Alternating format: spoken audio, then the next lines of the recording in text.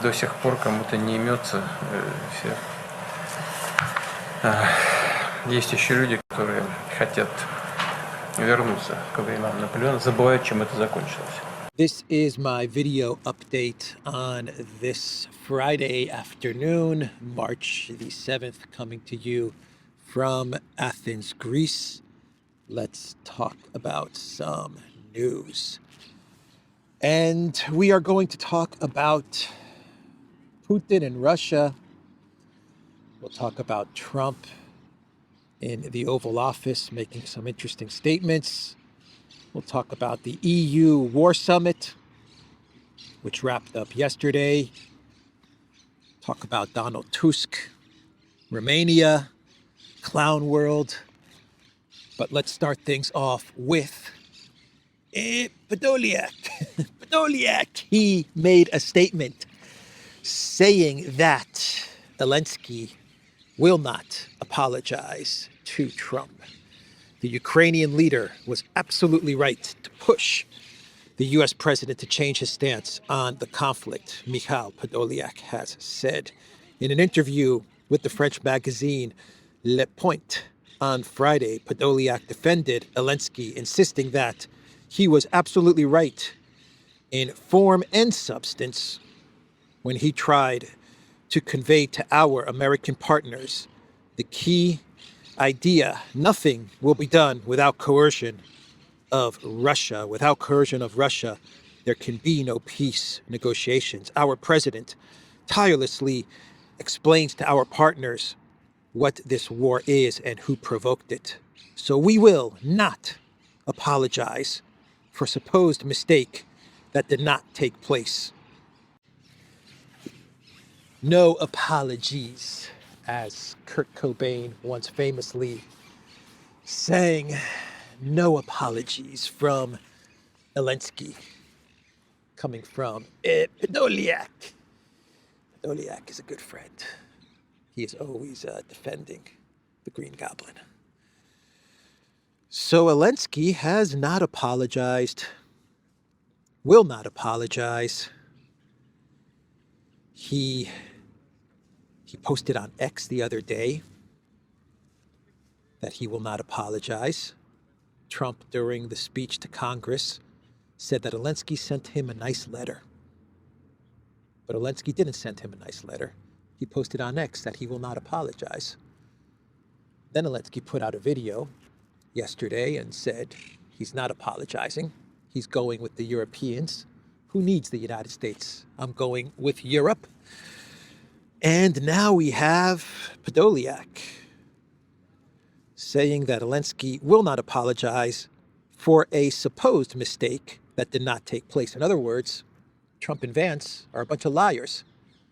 They are lying. There was no mistake that occurred in the White House. Why apologize for something that we did not do, according to Podolyak?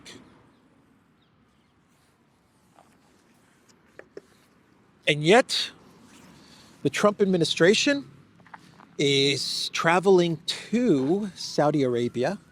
We still do not have the city that they will be going to, so that they can meet with Yermak, Witkoff, Rubio, and Waltz. To meet with Yermak so that they can try to finalize some sort of a minerals deal and some sort of peace deal.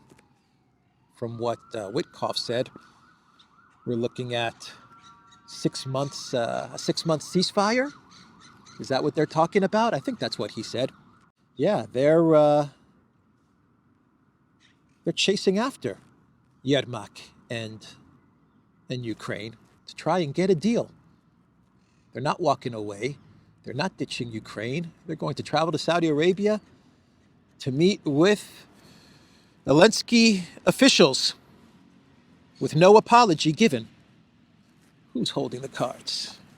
Who's holding the cards? I don't know. I don't know what is going on. We'll see. That's the statement from Podolyak. Zelenskyy stands firm in defiance of US President Trump. Let's talk about Russian President Vladimir Putin. And he was speaking to mothers and wives of fallen Russian soldiers. And Putin responded to Macron's statement that he made the other day that Russia must be pacified in order for there to be peace in Europe. Macron said, we must weaken and pacify Russia. Them fighting words from Macron, and Putin's response was that, and I quote, these are people who want to return to the days of Napoleon, but they forgot how it ended. That was Putin's response to little Napoleon, Emmanuel Macron. Lavrov also responded to Macron's statements, and he compared them to the Mustache Man and also Napoleon. And Peskov said that the Kremlin is taking Macron's statements seriously as an intent to go to war or to start a conflict with Russia. I think that's what Peskov said. They're not brushing these statements aside from Macron. They're looking at these statements as wanting to start something, some sort of conflict with Russia. So that's the response to Macron's pacify Russia remarks. Putin didn't look too bothered. I have to admit, he did not look too bothered when he was saying that Macron forgets how Napoleon ended. I don't know. He is little Napoleon. Maybe little Napoleon has got big ambitions. We'll see. The Russian military the other day, they hit a hotel in Kryvyi Rog that mercenaries were staying at. According to the Russian sources, I believe even the Ministry of Defense commented on this missile strike. Kryvyi Rog is the Green Goblin's hometown, by the way. These were mercenaries from France, the UK, and the US, and we're talking about 30 plus mercenaries. Even Zelenskyy commented on this strike on X. He confirmed that the hotel was hit, and I believe Zelenskyy even said that there were foreign officials at this hotel. An interesting admission from the Green Goblin. It was an Iskander that hit the hotel. Yesterday we had a huge drone strike, actually Calibre missiles and drones. A massive strike throughout Ukraine, mostly focused on Kharkiv and Odessa, and targeting Ukraine's energy infrastructure. That happened yesterday as well. And in Kursk, it looks like we are a couple of days away from the cauldron closing, and about 2,500, I want to say, maybe 3,000 Ukrainian soldiers in Sudzha being trapped. And effectively, we're talking about the end of Zelenskyy's Kursk incursion. Zelenskyy's going to lose the bargaining chip that he had. I will give back Kursk if Russia gives back a territory. That was Zelenskyy's negotiating strategy. It looks like that over the weekend, most likely by next week, that bargaining chip is going to go bye-bye. Let's go to the United States now, and let's return to Trump. He was in the Oval Office signing executive orders. Yesterday, he signed an executive order on crypto. An interesting executive order. A crypto strategic reserve is what he signed. But the interesting part about the executive order, at least my understanding of it, is that they're going to not purchase crypto on the markets, the US government. They're just going to put crypto that they've confiscated into this reserve. So hardcore crypto. Hardcore crypto supporters. I don't know why I lost my train of thought there. I don't know. Hardcore crypto supporters. It's Friday. I'm tired, man. They did not like it. They wanted the U.S. government to go out into the markets and to purchase crypto and to put it into the reserve. But for the time being, this is my understanding of the agreement. For the time being, it looks like that's not going to happen. Anyway, that wasn't the big news. It's big news, but that wasn't the big news, at least not for this channel. The big news was what Trump said as he was signing these executive orders. It's now become quite common for Trump to give mini press conferences as he signs these executive orders. And he said many interesting things in the Oval Office. He said that he would like to get rid of all nuclear weapons. He's discussed this with China. It looks like he's going to discuss this with Russia.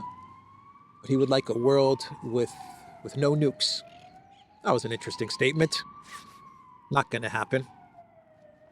I don't think China or Russia would give up their nukes, given the threats that they are facing from the collective West. But that was Trump's statement. He was also commenting on Ukraine, and he said that Zelensky's going to agree to a deal because Ukraine has no choice. And then he said that Russia's going to agree to a deal because Russia has no choice. He said, I'm the only one that knows this, by the way. He said, I'm the only one that knows this, but I'm telling you, Russia's also going to agree to a deal because they have no choice. I don't know what he means by that. He's the president of the United States. He's spoken with Putin. Maybe he knows something that we don't know. Maybe he's bluffing. I don't know. We'll find out.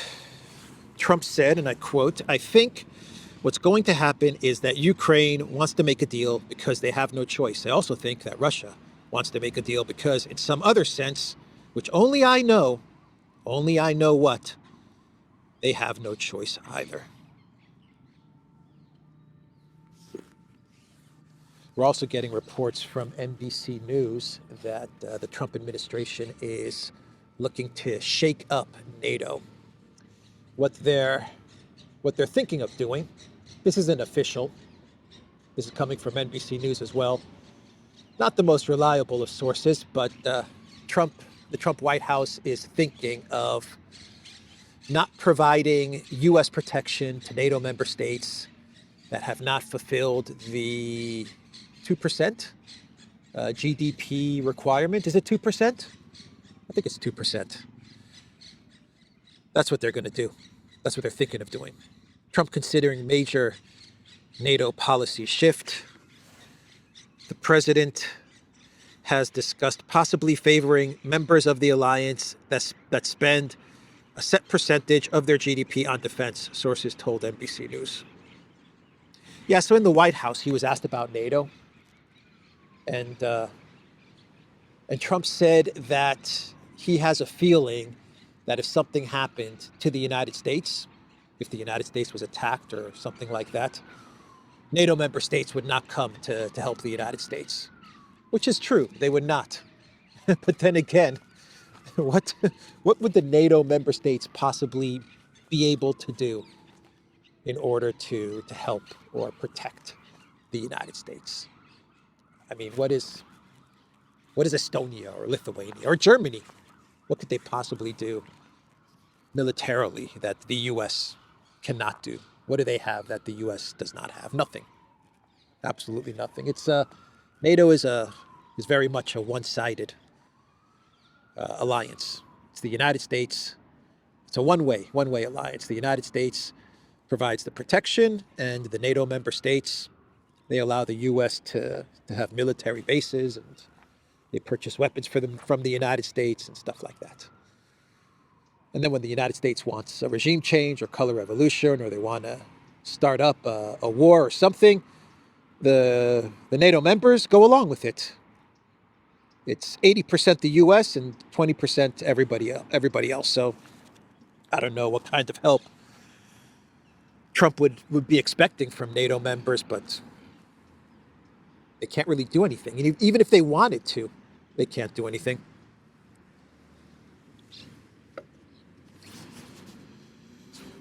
So that's the U.S. Do I have anything else? Witkoff, Rubio, Waltz, they're heading to Saudi Arabia to meet with Yermak.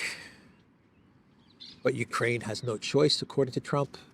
They're going to make a deal. They have no choice, but we're going to continue to chase after them in order to get a deal. Kellogg yesterday, he said that we've also got a proxy war. He basically said what Rubio said, that the U.S. is in an endless proxy war, that Trump wants to stop the U.S. from remaining in an endless proxy war. That's what Kellogg said. That was his admission yesterday. He also said that Trump is looking for a Russia reset. Where have I heard that one before? A Russia reset. Oh, I know where. Hillary Clinton. Hillary and Lavrov. Russia reset.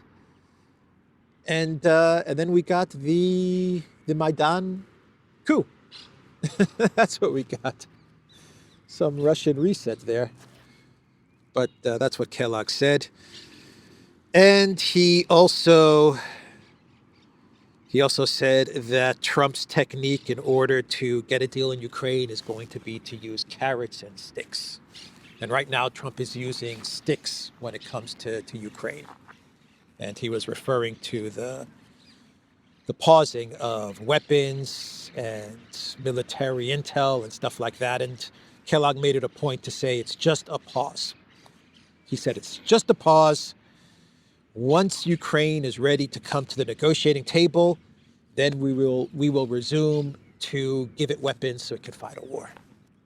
What did I say 2 days ago in my video, or 3 days ago in my video update? Does anyone remember? Did anyone catch that? I said, isn't it odd that the conditions that the Trump White House is putting on the Green Goblin is we will remove the pause in weapons delivery once you agree to peace.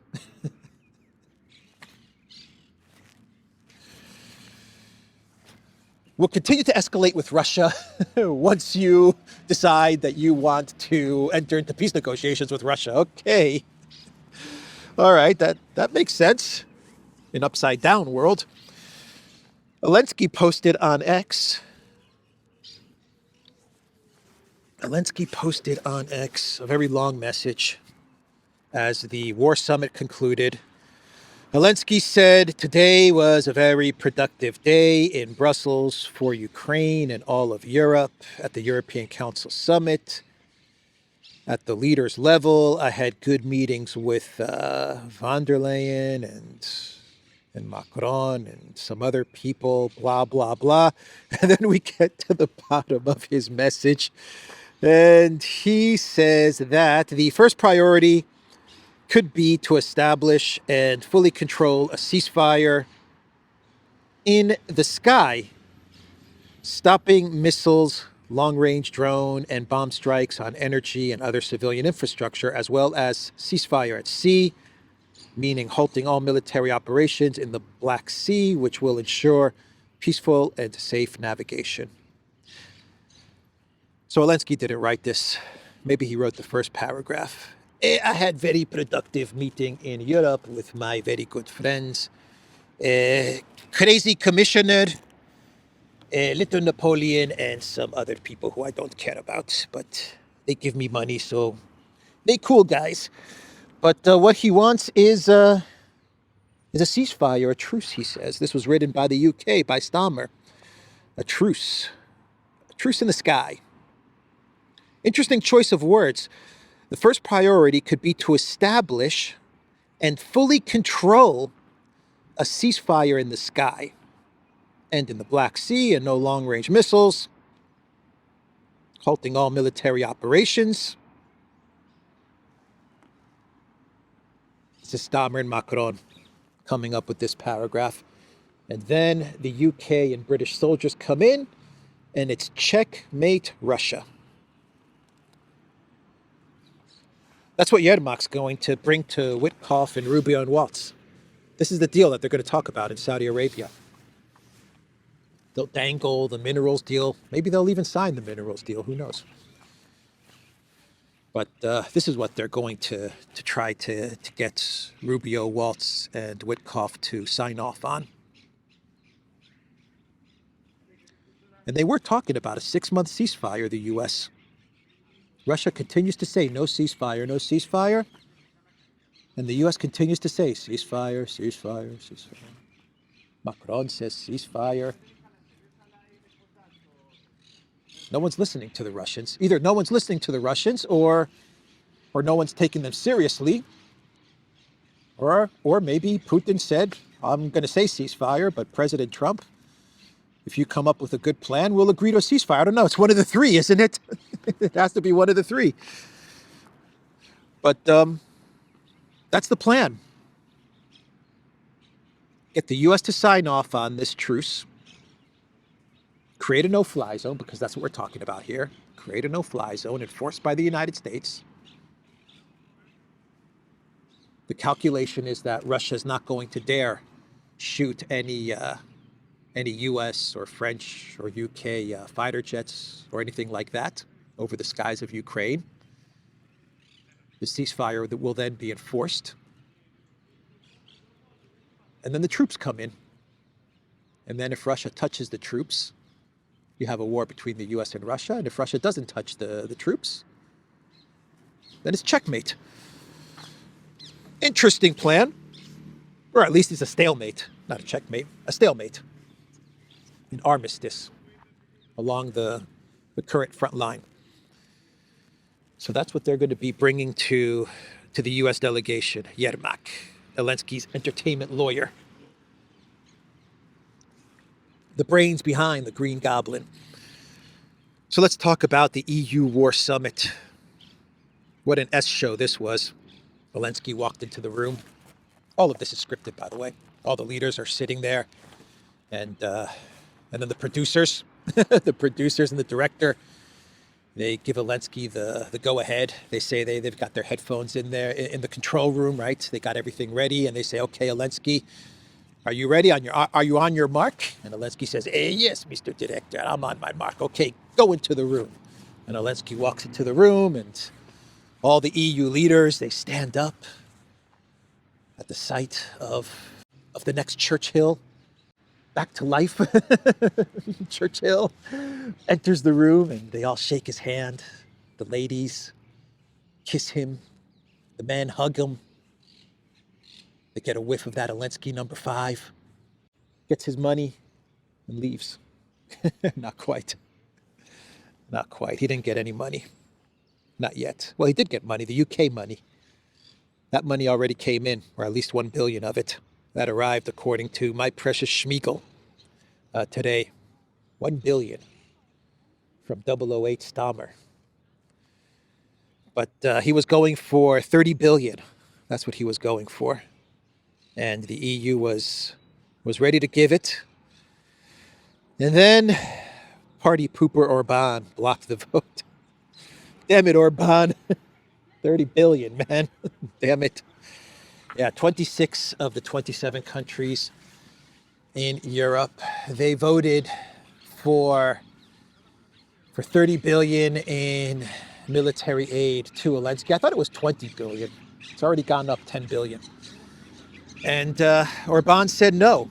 They all voted, from what I understand, all the EU countries voted for a bigger defense, for more defense spending. So they all voted for an EU defense spending package. But Orban voted against the money going to the Green Goblin. And so Kaja Kallas, she was very upset. Stunning and brave, as always. She went to the media and she said that she's going to create a coalition of the willing. Where have I heard that one before? Oh yeah, Stammer said that last week. And George W. Bush said that in 2003. Well, now Kaya Kallas has announced that she is creating a coalition of the willing. And this coalition will allow EU member states to put money into some pot, and then the EU will disperse the money in the pot to Kiev. Instead of the money coming out of the European Union and going to Kiev, each EU member states will put money into the pot on their own, so it doesn't need any vote from Hungary to pass, and then they'll pool the money together and send it over to Zelenskyy. That's the plan. That's the coalition of the willing. The latest coalition of the willing. We got Stammer's coalition of the willing. We got Kaya Kallas's coalition of the willing. Everyone's creating a coalition of the willing.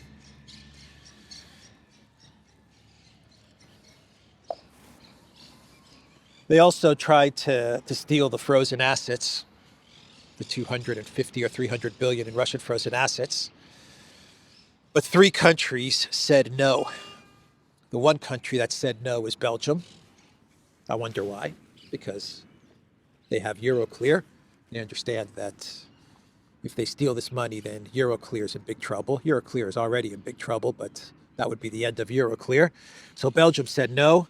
Germany said no for now, even though Germany's warming up to the idea. But Germany still understands that stealing these assets would mean the end of the European Union as far as an investment and financial destination. So Germany said no. And you'll never guess who else said no. France. Macron has flip-flopped again. France said no for now. Yeah, Macron, 3 days ago, France's economic minister or finance minister said, no, we're not going to steal the Russian frozen assets because that would be the end of EU finances. Then Macron said, you know what? Let's steal the assets. Let's keep the assets as France. Let's take them. Let's keep them. And let's give them as a loan to Ukraine. And now today, France is saying, or yesterday, France said, no, we're not going to steal the assets. So that's Macron's latest flip-flop. That's the situation with the frozen assets. We're getting close. We're getting very, very close to the point where Germany and France, they fold. And if Germany and France fold and they say, okay, steal the assets, there's really not much that Belgium can do. Say goodbye to Euroclear.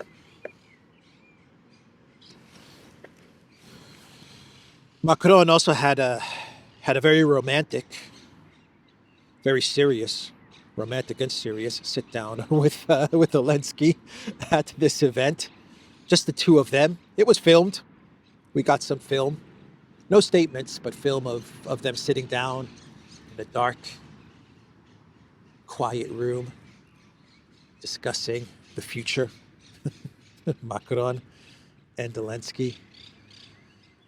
Interesting photos from that meeting. Does the EU do anything other than talk about Ukraine and talk about destroying Russia? Should we even call it the European Union anymore? Maybe we should call it the Ukraine, we want regime change, Russia Union. I don't know. The funny part is that Ukraine is not even in the European Union. It's not even in the EU. Unbelievable, man. Donald Tusk. Tusk. I like his last name. I don't know. Donald Tusk. Catchy. It's a catchy last name. He said that the EU is in an arms race with Russia. That is what Tusk said. And he said that the EU is going to win, just like they won against the USSR. Tusk posted on X, the war The geopolitical uncertainty and the new arms race started by Putin have left Europe with no choice. Europe must be ready for this race, and Russia will lose. Russia will lose it, like the Soviet Union 40 years ago. From today, Europe will arm itself more wisely and faster than Russia. Damn, Russia's in trouble, man. The wrath of Tusk. Man, you don't want to mess with Tusk. He had some sort of accident or something happened. He hurt his leg, and he was walking with a brace on his leg. I don't know what happened. But yeah, that's his warning. His call to action. His rallying cry for the European Union. We are now in an arms race, and we will win. Just like we won 40 years ago against the USSR. What a dumb statement, man. What a dumb statement. Yep. Does Europe have any hypersonic missiles? Donald Tusk. Do you have any hypersonics? Any Orezhniks? I don't think so. How did those Leopard tanks work out, Donald Tusk? I don't think they did too well. How about the artillery shells and the artillery manufacturing? How did that go? Not too well, did it, Donald Tusk? But Merz has a plan, right? BlackRock Merz. He has a plan. He's going to turn the auto factories into weapons facilities. They're going to make tanks. The auto factories are going to make tanks, according to Merz. Geez, for a BlackRock guy, Merz is not the sharpest knife in the drawer, is he? Yeah, go ahead. Go ahead, Merz. I want to see this. I want to see Volkswagen and BMW and whatever other automakers are in Germany. I want to see them turn their factories into tank facilities, tank production factories. Let's see it, Merz. And let's see how the German economy does when you do this. I think the German economy is falling apart now. Just wait when Merz starts putting his auto factories to tank factories plan in motion. Then you will definitely see the German economy collapse. BlackRock Merz, everybody. Bloomberg has an article with the title, Europe's defenses risk faltering within weeks without U.S. support. If attacked, Europe's ammunition stockpiles could run low within days, and rearming will take years. But Donald Tusk said that Europe's going to win the arms race against Russia. What are you talking about, Bloomberg? Donald Tusk said that Europe is going to win the arms race against Russia. And Europe can do it because Europe gets all of that cheap LNG from the United States to power up their factories. Very, very cheap LNG from the United States. Keeps their factories humming. I know in Greece, we got a lot of factories making all kinds of widgets and thingamajigs. We can easily convert all of the factories in Greece to making fighter jets and tanks. Really easy. Yeah, solar powered. Our factories are solar powered. Very cheap. Oh boy. So what's the deal with Romania? Romania is in a dark place, man. What is going on with Romania? Jeez. They arrested 6 people yesterday, including a 101-year-old retired general. They claim that this general leads a group called, get this, Vlad the Impaler. And this group is looking to subvert the current government. Some sort of coup d'etat or something, I don't know. Oh, and they're funded by Russia, of course. So Vladimir Putin funds the Romanian 100-year-old general who leads the group Vlad the Impalers. Can't make this stuff up. They market themselves on Chinese social network TikTok. Man, Romania, they got to stop. I'm telling you. Romania needs to stop this. Just stop this. You're embarrassing. The government is embarrassing themselves. The country, people are not going to want to visit the country, man, because of all this craziness. They're arresting people every other day, it seems, for the dumbest of reasons. Vlad the Impaler Group, 101-year-old general. Shame on you, man, Romania. I don't know this general. I don't know his politics. But dude, he's 101 years old, man. Come on. And he's funded by Putin. Crazy, man. We do have reports, though, saying that it was the EU behind the whole Georgescu election canceling. There are reports which claim that Ursula actually called the Romanian government and said, cancel the elections. We've got tools. If you don't cancel the elections, we've got tools. But to Romania's credit, they did say that they're not going to send troops to Ukraine if there's some sort of ceasefire. They'll continue to support Ukraine, but they're not going to send Romanian soldiers to Ukraine. Let's do some clown worlds and we'll wrap up this Friday video. First clown world is Trudeau. Trudeau breaking down in tears. Trump finally broke him, man. Trudeau, man, what are you doing? What are you doing, Trudeau? So he was giving this speech, I don't know where, but he said, I've made sure that every single day in this office, I put Canadians first, that I have people's backs. And as he was saying this, he was crying, man. Almost crying, about to cry. Very touching moment. You see, Trudeau can cry on cue. He's a good actor, man. He's a good actor. Zelenskyy cannot cry. But Trudeau can cry. When he's directed to cry, those tears, they start coming out. He is a damn good actor, Trudeau. Bravo. Bravo, Justin. So yeah, that was pretty cringe, I have to admit. I thought it was cringe. I don't know. Maybe that's why all the ladies like Trudeau. He's vulnerable. He's a man who can show his vulnerability, his sensitive side. Yeah. Justin Trudeau. Good actor. Former drama teacher or drama instructor. Ski instructor. What was Trudeau? A ski instructor who became a drama teacher, who then became prime minister? I don't know. I think he's got a future in Hollywood. Maybe he was auditioning. Meloni, final clown world. She said at the EU War Summit that Ukraine should be let into NATO. No, that's not what she said. She said that she backs giving Ukraine NATO security without membership. Basically what Finland Prime Minister Stubb, Alexander Stubb, another cool last name, Stubb. Mr. Stubb, he said that he has a really good plan, which wasn't his original plan. This is Lindsey Graham's plan. Oh my God. My God, they're listening to Lindsey Graham, the EU leaders. What have we become, Europe?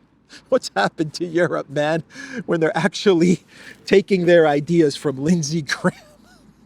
Anyway, Alexander Stubb was telling Christian Amanpour, a very sophisticated journalist and international correspondent, that he has a plan for Ukraine, that it will not get into NATO, but it should be given de facto NATO membership. So it doesn't get into NATO, but if Ukraine's attacked, then the next day it's part of NATO and then NATO attacks Russia.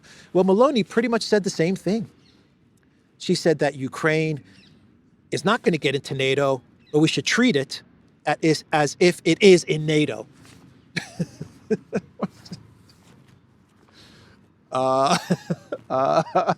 Giorgia Meloni. My plan, I'm Giorgia Meloni. My plan is that Ukraine does not get into NATO, but wait a minute. We treat it as if it is in NATO. It's just brilliant. It's brilliant, Giorgia Meloni. You're so smart. Oh my God, she's a globalist, not the brightest of globalists. She's also a good actress. Every time I hear her speak, I think she's acting, man. She's acting. She's acting. She gets emotional. She puts in a lot of passion, but it just doesn't seem genuine. Seems like she's scripted. The only time that Giorgia Meloni is genuine is when she looks at Elon Musk with those gaga eyes, little hearts around her. She's looking at Elon Musk. Yeah. It's that meme. I don't know if you guys have seen that meme of Elon Musk standing there with Meloni next to him, and Meloni's looking at Elon Musk. And the meme says, gentlemen, find a woman that looks at you the way Giorgia Meloni looks at Elon Musk, and you'll be a happy man. Anyway, that's the video, everybody, the Duran.locals.com. We are on Rumble, ODYSEE, BitChute, Telegram, Rockfin, and X. Go to the Duran shop, pick up some merch like what I'm wearing in this video update. The link is in the description box down below. Take care.